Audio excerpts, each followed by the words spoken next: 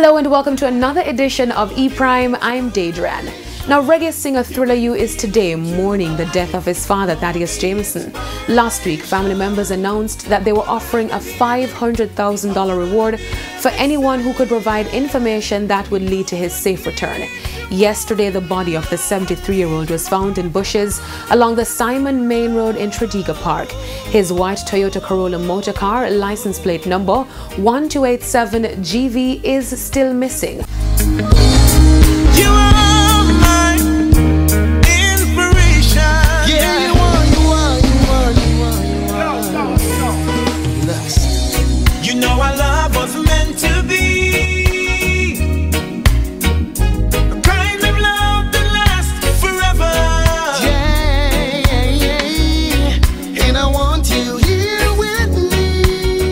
Thriller U is calling on persons who have information that can assist in the investigation into the death of his father to come forward. E-Prime extends condolences to the family and friends of Thaddeus Jameson. A new album from Ziggy Marley. The artist recently released his live album titled We Are the People Tour. We are the people. No, we're not corporations. We are the people. And we're not crayons in a box. We are the people. No, we're not ladies for the stock. We are the people. The album features 17 tracks including Highlights, Justice and Get Up Stand Up.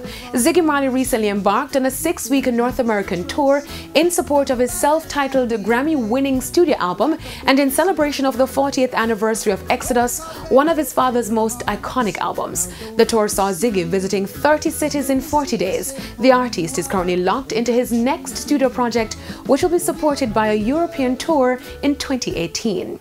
With 10 Grammy nominations, sold-out tours worldwide, and a catalogue of top 40 Billboard charted smash hits, including Now That We Found Love and 96 Degrees in the Shade, reggae band Third World has dropped a new single titled Eyes Are Upon You.